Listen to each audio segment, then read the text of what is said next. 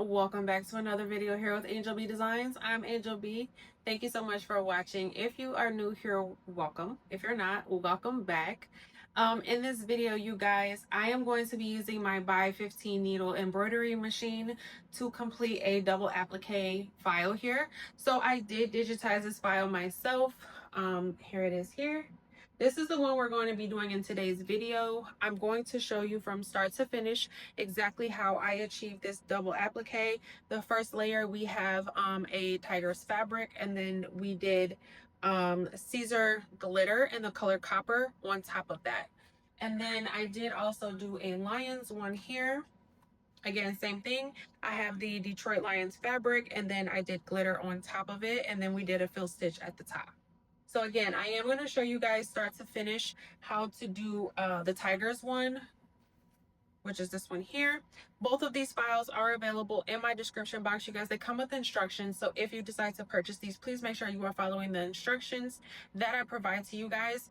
Otherwise, you may reference this video on how to use these files. But yeah, this is what we are doing today, guys, so definitely go ahead and stick around for that. All right, so we are going to start off by hooping the shirt. I do have the Mighty Hoop station, and I got my kit. So I got it came with this. It came with the 13 by 11 hoop. It came with a 5.5 by 5.5 hoop, and then it came with a portable hooping station. I will leave a link for my kit that I got down below. You can either buy the kit or you can buy everything separate. It's up to you. But I am using 2 pieces of this no-show mesh stabilizer because I am doing a t-shirt. I'm doing a Gildan heavy cotton t-shirt, but anytime I'm doing t-shirts, I really like this stabilizer, but I've noticed that I get better results and no puckering or anything like that when I use 2 pieces. So I have 2 pieces. I put them inside of these little black holders here. I make sure that my my stabilizer is nice and tight, and then I do already have the bottom piece already on the bottom of my hoop. And then I've also already measured onto my shirt the center, so this is where I want the top of my design to go. So when I trace out my design, I know where the top center of my shirt is. So I'm just gonna get this shirt on here, make sure it's nice and centered, hold tight. This is where you want to make sure your shirt is tight. You don't want to pull it tight after you put the top part on. You want to make sure it's nice and tight and everything prior to that, because once you do it, you don't want to stretch it. Once you put this piece on, you don't want to stretch it anymore. It'll make your design not centered anymore. Okay, then I'm going to take this and it just snaps on. Okay, I'm going to go ahead and take this off, and we're going to go on over. I'm going to take this off and we're going to go on over to the machine. All right, so this is my BAI 15 needle machine. I have my design already on my screen here. So what I need to do now is do a trace just to make sure that the top of my design lines up with where I put this tape at. So I'm going to go to trace. I'm going to do a normal trace. I'm going to hold down the presser foot just to make sure that we are in the correct spot. I can see it easier when I kind of hold it down. And we are lined up with that piece of tape pretty good. So I'm going to remove the tape now because I don't need it anymore. And then I'm going to push ready. If you guys would like, this is more so showing you how to do the process. If you guys would like a more in-depth about the actual machine I'm using, definitely let me know, and I can kind of go into like a full deep dive into the machine. But I'm going to go ahead and press start. So I already pressed ready on my machine. Now I'm going to press the green button, which is going to go ahead and do the placement stitch for us.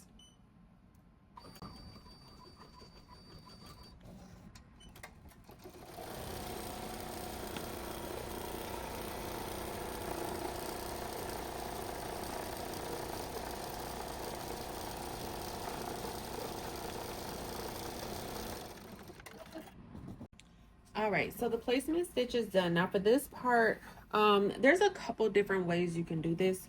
You can either just place your fabric down and then trim it after it's done doing the tack down stitch. But for me, what I find easier is cutting out my fabric with my Cricut machine.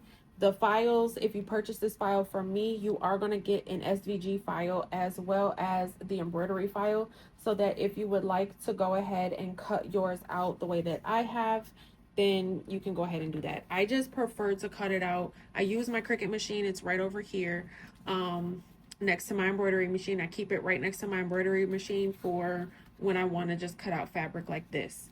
It makes it easier for me, and it fits right inside of the right inside of where the placement stitch was. Now what I've also done is I have added heat and bond to the back of it as well. So what I did was I took a square piece of fabric and I took a square piece of heat and bond. I put the fabric on top of the heat and bond. I pressed it for 5 seconds. Then I took the full sheet of heat and bond and the fabric, put it on a light grit mat, and then put it into my Cricut machine and cut out the SVG part, the background of the SVG part. And that's how I got this with the heat and bond on it. Okay. So I'm gonna go ahead and place this right inside of that placement stitch. Now the heat and bond is an adhesive. So to avoid any moving or shifting while it is stitching, I'm also going to take, I have my little hand press here that's heated up, and I'm gonna go ahead, I take my hand and I place it right underneath here to give it some sturdiness so that I don't, you know, shift my image at all. And I'm just gonna go ahead and activate that adhesive. This is sticking the fabric to the shirt so that when it goes to do its stitch out, the fabric does not shift. Okay, while it's stitching, you do not want it to shift. Also, we are putting glitter on top of this, so you want to make sure that this is nice and flat.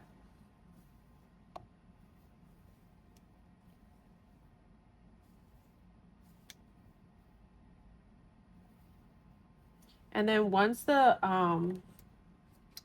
glitter is on there, you are going to heat press it again with the glitter, because you do have to heat press it again with the glitter. So you don't particularly have to go heat crazy on this part. You just want to make sure it's on the shirt, especially those edges. You want to make sure it's adhered to the shirt so that there's no moving or shifting while it's embroidering, and it remains nice and flat. All right, that looks good. I'm gonna make sure my image is back inside of my machine, and I'm gonna press the green button again, and it's gonna do the tack down stitch, and then it'll start to do the satin stitch as well.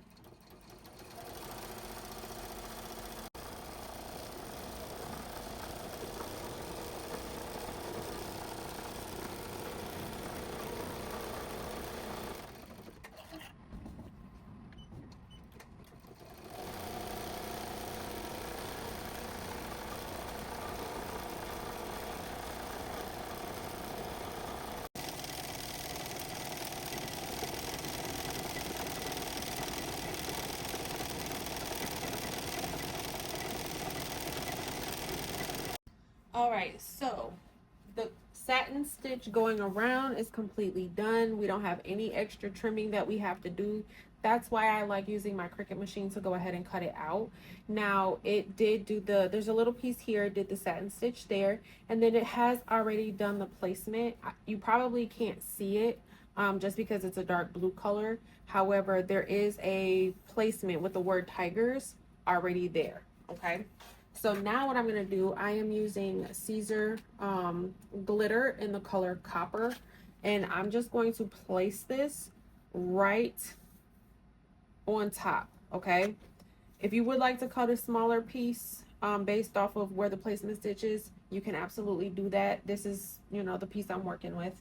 So now what I'm going to do, because I do this all the time, because when I go to tear my glitter, I do tear my glitter before it does the satin stitch, just because to me it gives it a cleaner look. But if you would like to tear your glitter after your satin stitch, you definitely can. It's your personal preference. This is just how I like to do it. So it's already done my placement stitch. So what I do is I will go to my stitches and I will go back. Sorry guys, I'm using my phone. I forgot to put it on Do Not Disturb and I had a phone call come in. But what I do is I will go back to the where the placement stitch started for the word tigers. And I'm doing that so that it will do the placement stitch over again, and then it'll go ahead and do the tack down stitch, so that when I go to rip it before the satin stitch, it's nice and tacked down. Sometimes for me, the tack down stitch isn't enough for me to rip it. It'll pull the stitches up. So I like to redo the placement stitch over on top of the glitter, and then also do the tack down stitches so that there's 2 stitches when I go to rip. Hopefully that makes sense. So I'm just going back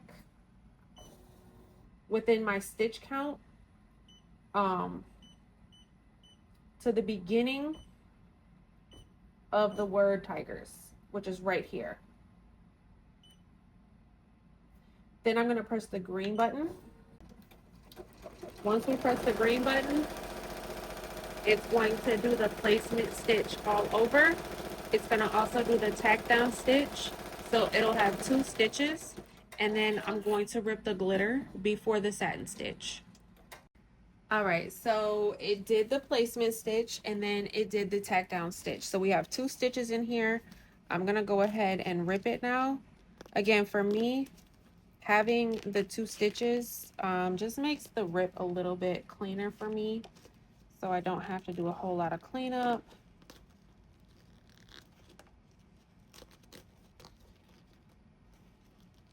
And as you can see, it's really just coming right off.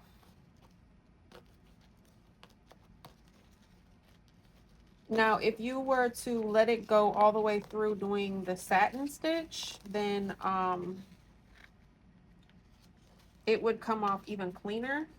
However, like I said, for me, I don't know why, but when I let it do the satin all the way through, I tend to get an issue where the glitter like pokes through the thread, and I don't particularly like that look, so that's why I do it this way.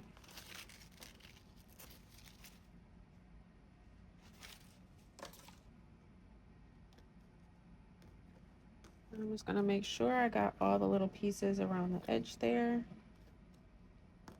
Some pieces do get a little stubborn, and then I kind of have to go in with my scissors, but for the most part, the glitter rips pretty well.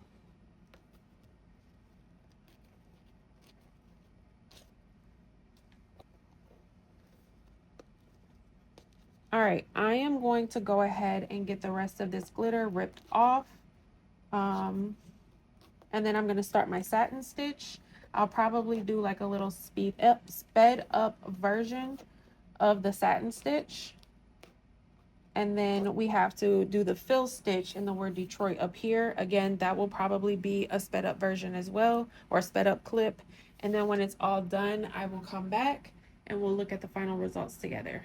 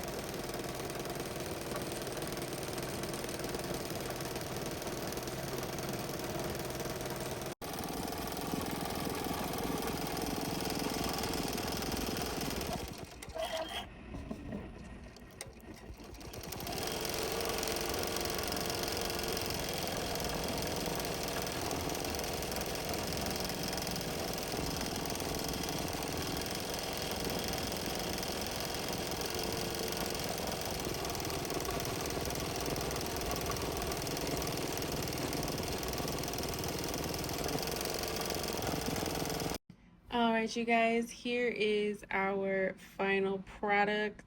I think that looks absolutely amazing. I did get a little misaligned, but you can't even really tell. It was right here. So these stitches here I can actually pull out. As you can see, I pulled them out over here on this side. So that's what I was doing. And when I finished, but you can kind of see the holes just a little bit, like right here, I pulled them out over here on this side and you can see the holes. But if somebody, like this shirt is for me, if somebody is close enough to be able to see those holes, they're entirely too close to me anyway. So I absolutely love how it turned out. That is that one up close, and then this is the Detroit Lions one that I did as well. And of course, I love this one too. Both of these files will be listed in my description box, and they come with instructions. So if you purchase it, please make sure you are following the instructions. Otherwise, you can reference this video. But that's all I have for this video, you guys. Thank you so much for watching. Don't forget to like, share, subscribe, all that good stuff. If you guys are interested in me showing you how I made these double applique files in Embrilliance, leave a comment and then I can go ahead and do that for you guys as well. I use Stitch Artist level 3 and Essentials. But yeah, thanks so much for watching, guys. Bye.